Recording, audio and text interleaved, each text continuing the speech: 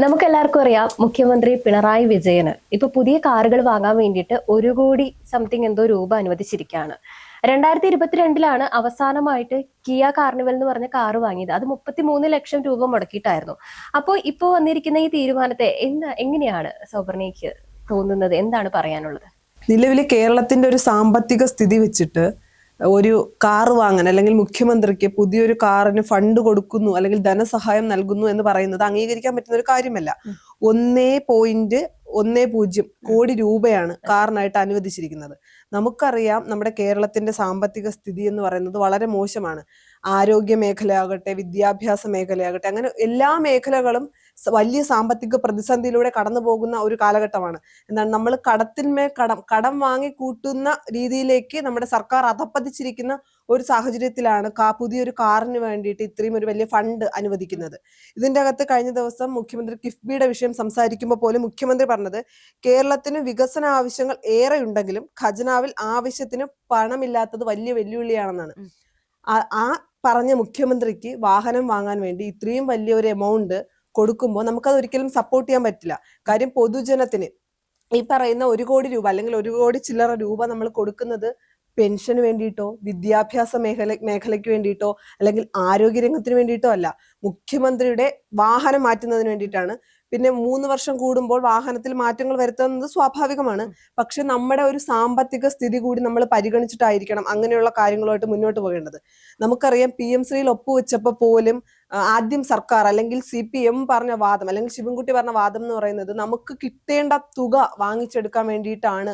PM ശ്രീയിൽ കേന്ദ്രം നമ്മുടെ ഫണ്ടുകൾ തടഞ്ഞു വെച്ചിരിക്കുന്നു, നമ്മൾ വലിയ സാമ്പത്തിക പ്രതിസന്ധിയിലാണ്, അത് മറികടക്കണമെങ്കിൽ PM ശ്രീയിൽ ഒപ്പുവെക്കണം, ഒപ്പുവെച്ചാൽ നമ്മുടെ ഫണ്ട് കിട്ടും, അതിനുവേണ്ടിയാണ് നമ്മൾ PM ശ്രീയിൽ ഒപ്പുവെച്ചു എന്ന് പറയുന്നിടത്ത് അതിൽ നിന്ന് അന്ന് അവർ വ്യക്തമാക്കാൻ ഉദ്ദേശിച്ചത് നമ്മൾ വലിയ കടത്തിലാണ്, വലിയ ബുദ്ധിമുട്ടിലാണ്, അത് മാറണമെങ്കിൽ അല്ലെങ്കിൽ അതിൽ ചെറിയൊരു മാറ്റം കൊണ്ടുവരാൻ PM ശ്രീയിൽ ഒപ്പുവെച്ചാൽ കഴിയും എന്ന് പറഞ്ഞെടുത്ത് മുഖ്യമന്ത്രിക്ക് പുതിയ വാഹനം വാങ്ങാൻ 1 കോടിക്ക് പുറത്ത് ഫണ്ട് കൊടുക്കുന്നു. ആശാ വർക്കർമാര് സമരം ചെയ്തപ്പോ പോലും അവരെ അവരെ പ്രകോപനപരമായി അല്ലെങ്കിൽ അവരെ അടിച്ചൊതുക്കുന്ന രീതിയിൽ സമരങ്ങൾ അടിച്ചമർത്തിയ സർക്കാർ മുഖ്യമന്ത്രിക്ക് വാഹനം വാങ്ങാൻ വേണ്ടി വീണ്ടും ഫണ്ട് കൊടുക്കുന്നു. അപ്പൊ നമുക്ക് കേരളത്തെ സംബന്ധിച്ചിടത്തോളം അല്ലെങ്കിൽ ഒരു സാധാരണ ജനത്തെ സംബന്ധിച്ച് അല്ലെങ്കിൽ സാധാരണക്കാരനെ സംബന്ധിച്ച് ഇത് അംഗീകരിക്കാൻ പറ്റുന്ന ഒരു കാര്യമല്ല.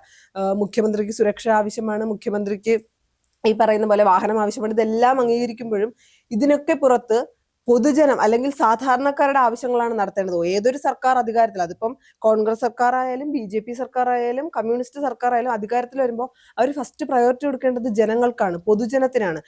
ഈ പെൻഷന്റെ തുക വർദ്ധിപ്പിക്കുന്നതിന് അങ്ങനെ എന്തെങ്കിലും കാര്യത്തിലാണ് നമ്മൾ കടം വാങ്ങി അല്ലെങ്കിൽ വീണ്ടും ഫണ്ട് കൊടുക്കുന്നില്ല, അത് നമുക്ക് അംഗീകരിക്കാൻ പറ്റും. അല്ലെങ്കിൽ വിദ്യാഭ്യാസ മേഖല, നമുക്കറിയാം ആരോഗ്യ മേഖലയിലൊക്കെ എന്തുമാത്രം ആരോപണങ്ങൾ, ചികിത്സ നിഷേധിക്കപ്പെടുന്നത് ഡോക്ടർമാർ തന്നെ പറയുന്നത്. അപ്പൊ ഇത്രയും കാര്യങ്ങൾ നടന്നിട്ട് കൂടി അന്നൊന്നും ഫണ്ട് കൊടുക്കാതെ അല്ലെങ്കിൽ ഉപകരണങ്ങൾ ഇല്ല, ഉപകരണങ്ങളുടെ ക്ഷാമത്തെ പറ്റിയൊക്കെ സംസാരിച്ചപ്പോൾ പോലും കൊടുക്കാതിരുന്ന സ്ഥലത്ത് മുഖ്യമന്ത്രിക്ക് പുതിയ വാഹനം, മുഖ്യമന്ത്രിക്ക് അവിടെ കന്നുകാലി തൊഴുത്തിന് നവീകരണം, ഇങ്ങനെയൊക്കെ പറഞ്ഞ് പൈസ കൊടുക്കുന്നുണ്ട്. അല്ലെങ്കിൽ ഫണ്ട് വിനിയോഗിക്കുമ്പോൾ നമ്മൾ തന്നെ ഒന്ന് ചിന്തിക്കണമല്ലോ, ഇത് ആവശ്യമാണോ? മുഖ്യമന്ത്രി എന്ന നിലയ്ക്ക് അല്ലെങ്കിൽ മുഖ്യമന്ത്രിയുടെ ആ ഒരു ടീം ചിന്തിക്കണമല്ലോ, അല്ലെങ്കിൽ സർക്കാർ ചിന്തിക്കണമല്ലോ, നമ്മുടെ സാമ്പത്തിക സ്ഥിതി എന്താണ്, നമ്മൾ ഈ സാമ്പത്തിക സ്ഥിതിയിൽ ഇങ്ങനെ ഒരു ആവശ്യം നമുക്കുണ്ടോ, ഇത് അനിവാര്യമാണോ എന്ന് ചിന്തിക്കേണ്ടത് വളരെ ഉചിതമായിട്ടുള്ള കാര്യം. പക്ഷെ അതൊന്നും ചെയ്യുന്നില്ല മുഖ്യമന്ത്രി. LDF സർക്കാർ വന്നപ്പോൾ LDF വരും എല്ലാം ശരിയാകും എന്നാണ്. ഏകദേശം എല്ലാ മേഖലകളും ശരിയായി, നല്ല രീതിക്ക് ശരിയായിരിക്കുന്ന ഒരു സാഹചര്യത്തിലാണ് ഇങ്ങനെ ഒരു പുതിയ നീക്കം അല്ലെങ്കിൽ ഒരു ധനസഹായം നൽകുന്നത്. അപ്പൊ എനിക്ക് പേഴ്സണലി അല്ല, ഇപ്പൊ നമ്മൾ പൊതുജനത്തിനോട് ചോദിച്ചാലും അല്ലെങ്കിൽ സാധാരണക്കാരോട് ചോദിച്ചാലും അവർക്ക് പറയാനുള്ളത് അവരുടെ ബുദ്ധിമുട്ടുകളാണ്. ആ സാഹചര്യത്തിൽ ഇങ്ങനെ ഒരു ഫണ്ട് കൊടുക്കുമ്പോൾ അത് നമുക്ക് അംഗീകരിക്കാൻ പറ്റുന്ന കാര്യമല്ല. പിന്നെ ഈ സർക്കാർ അധികാരത്തിൽ വരുന്ന സമയത്ത് അല്ലെങ്കിൽ ആ അധികാരത്തിൽ വരുന്നതിന് മുന്നേ പറഞ്ഞിരുന്നത് അവരുടെ പെൻഷൻ തുക വർദ്ധിപ്പിക്കും എന്ന് പറഞ്ഞുകൊണ്ടാണ്, അല്ലെങ്കിൽ അവരുടെ പ്രകടന പത്രികയിൽ ആദ്യം പറഞ്ഞിരുന്ന കാര്യം അതാണ്. മറ്റൊരു തെരഞ്ഞെടുപ്പ് അല്ലെങ്കിൽ അടുത്ത തെരഞ്ഞെടുപ്പ് 5 വർഷത്തിനിപ്പുറം മറ്റൊരു തെരഞ്ഞെടുപ്പ് വന്നപ്പോഴാണ് അവർ പറഞ്ഞ അത്രയും തുകയിൽ വർദ്ധിപ്പിക്കാൻ പറ്റിയില്ലെങ്കിൽ പോലും കുറച്ചുകൂടി തുകയിൽ വ്യത്യാസം വരുത്തുന്നത്.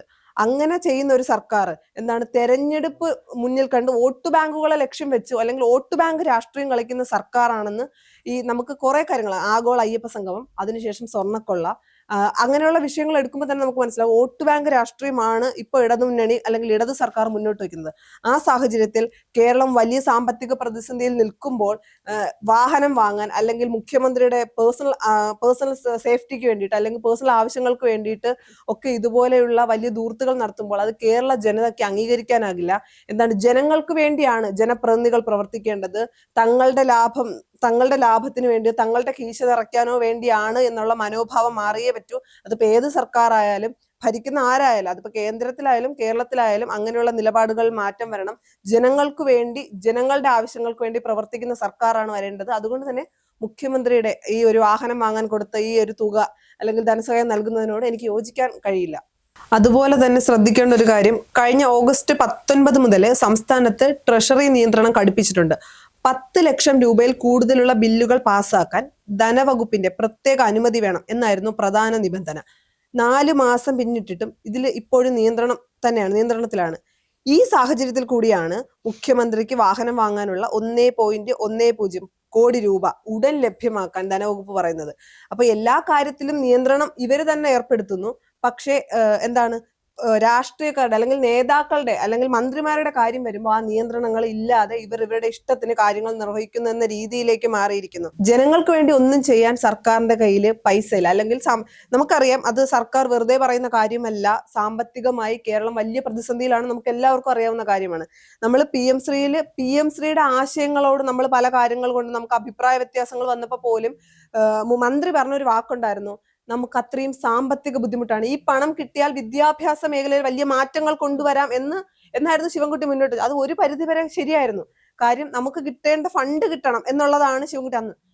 അത് കുറച്ചു കഴിഞ്ഞപ്പോ പെൻഷൻ തുക കൂട്ടുന്ന ഒരു വിഷയം വന്ന് സംസാരിച്ചപ്പോൾ തെരഞ്ഞെടുപ്പ് മുന്നിൽ കണ്ടുകൊണ്ടല്ലേ എന്ന് ചോദിച്ചപ്പോൾ പറഞ്ഞത് ഇവിടെ അങ്ങനെ വലിയ സാമ്പത്തിക പ്രതിസന്ധി ഒന്നും ഇല്ല എന്ന് മന്ത്രി പറയുന്നു. കഴിഞ്ഞ ദിവസം മുഖ്യമന്ത്രി പറയുന്നു നമുക്ക് ഒരുപാട് വികസനങ്ങൾ നടത്തേണ്ടതുണ്ട്, പക്ഷെ നമ്മുടെ ഖജനാവ് കാലിയാണ് അല്ലെങ്കിൽ വലിയ ബുദ്ധിമുട്ടിലാണെന്ന് പറയുമ്പോൾ പോലും തന്റെ പേഴ്സണൽ ആവശ്യങ്ങൾക്ക് അല്ലെങ്കിൽ തനിക്ക് വാഹനം വാങ്ങുക, ചികിത്സയ്ക്ക് പോകുക, നമ്മൾ കണ്ടതാണ് ഒരുപാട് വിഷയങ്ങൾ ഇതിന് മുന്നേ ഉണ്ടായിട്ടുണ്ട്. ക്ലിഫ് ഹൗസിലെ നവീകരണം, ഇങ്ങനെ പല കാര്യങ്ങൾക്ക് വേണ്ടിയിട്ടും ഇവർക്ക് പൈസ കണ്ടെത്താൻ കഴിയുന്നുണ്ട് അല്ലെങ്കിൽ പൈസയുണ്ട്. പൊതുജനത്തിന്റെ കാര്യം വരുമ്പോൾ അല്ലെങ്കിൽ സമരം ചെയ്ത ആശാ വർക്കർമാരുടെ കാര്യം വരുമ്പോൾ, ആരോഗ്യ മേഖലയിൽ ഉപകരണങ്ങൾ ഇല്ലാതെ വരുമ്പോൾ ഇതിനൊന്നും സർക്കാരിന്റെ കയ്യിൽ പണമില്ല എന്ന് പറയുന്ന ഒരു തരത്തിലേക്ക് കേരളം അതിപ്പതിച്ചിരിക്കുന്നു. നമുക്ക് 3 വർഷം കഴിയുമ്പോൾ വാഹനം മാറ്റുന്ന ഒരു രീതി ഞാൻ ആദ്യം പറഞ്ഞതുപോലെ ഉണ്ട്. അതിപ്പോ ഇത്രയും പെട്ടെന്ന് പുതിയൊരു വണ്ടി, അതും ഇത്രയും തുക 33 ലക്ഷം രൂപയ്ക്ക് 2022 വാങ്ങിയ വാഹനമുണ്ട്. അപ്പോൾ 33 ലക്ഷം അല്ലെങ്കിൽ 50 ലക്ഷമല്ല, 1.10 കോടി എന്ന് പറയുമ്പോൾ അത് ഏതൊക്കെ ഈ ഒരു കാര്യത്തിന് ഉപയോഗിച്ചില്ലെങ്കിൽ അത് ഏതൊക്കെ മേഖലയിൽ ഉപയോഗിക്കാം. നമ്മുടെ ഈ ആരോഗ്യ മേഖലയെ ഒന്ന് മാറ്റിയെടുക്കാൻ വരെ കഴിയും. നമ്മൾ പറയും കേരളം നമ്പർ 1 ആണ് ആരോഗ്യ മേഖലയിൽ എന്ന് പറയുമ്പോൾ പോലും ഏറ്റവും, എനിക്ക് തോന്നുന്നു ഈ ഒരു 5 വർഷത്തിനിടയ്ക്ക് ഏറ്റവും കുത്തഴിഞ്ഞത് ആരോഗ്യ മേഖലയാണ്. ഡോക്ടർമാർ തന്നെ അത് വെളിപ്പെടുത്തുന്നു. ചികിത്സ കിട്ടാതെ രോഗികൾ മരിക്കുന്നു. ആ ഒരു സാഹചര്യത്തിൽ അങ്ങനെ എവിടെയെങ്കിലും ഉപയോഗപ്രദമായി ഉപയോഗിക്കുന്നതിന് പകരം ആ പൈസ ഇതുപോലെ വാഹനം മാറ്റുന്നതിന് നമുക്ക് ഒരിക്കലും അംഗീകരിക്കാൻ പറ്റുന്ന കാര്യമല്ല. തെരഞ്ഞെടുപ്പ് വരുമ്പോൾ അല്ലെങ്കിൽ തെരഞ്ഞെടുപ്പ് മുന്നിൽ കണ്ടുകൊണ്ട് തുകകൾ കൂട്ടുക അല്ലെങ്കിൽ ക്ഷേമ പെൻഷൻ കൂട്ടുക, സ്ത്രീകൾക്കായി പുതിയ പദ്ധതികൾ, കേന്ദ്രത്തിൽ മോദി കാണിക്കുന്ന അതേ ഗിമ്മിക്ക് കേരളത്തിൽ കാണിക്കുന്നത് ശരിയല്ല. നമ്മളൊരു ഒന്നുമില്ലെങ്കിൽ 9.5 വർഷമായി തുടർ ഭരണം കൊടുത്തതാണ്. പ്രതിപക്ഷം പറയുന്ന പോലെ ചിലപ്പോൾ കിറ്റ് കൊടുത്തതിന്റെ പേരിലായിരിക്കാം തുടർ ഭരണം വന്നതെങ്കിൽ പോലും ജനങ്ങളോട് ഒരു കടപ്പാടുണ്ട്. ഒരിക്കലും ഇതൊരു ഏകാധിപത്യ രാജ്യമല്ല, ഏകാധിപത്യ സംസ്ഥാനവുമല്ല, പിണറായി ഒരു ഏകാധിപതിയുമല്ല. അപ്പൊ തീരുമാനങ്ങൾ എടുക്കുമ്പോൾ പൊതുജനങ്ങളെ കൂടി, പാർട്ടിയെ ബോധിപ്പിച്ച് പൊതുജനങ്ങളെ കൂടി പരിഗണിച്ച് വേണം ഓരോ തീരുമാനവും എടുക്കാൻ.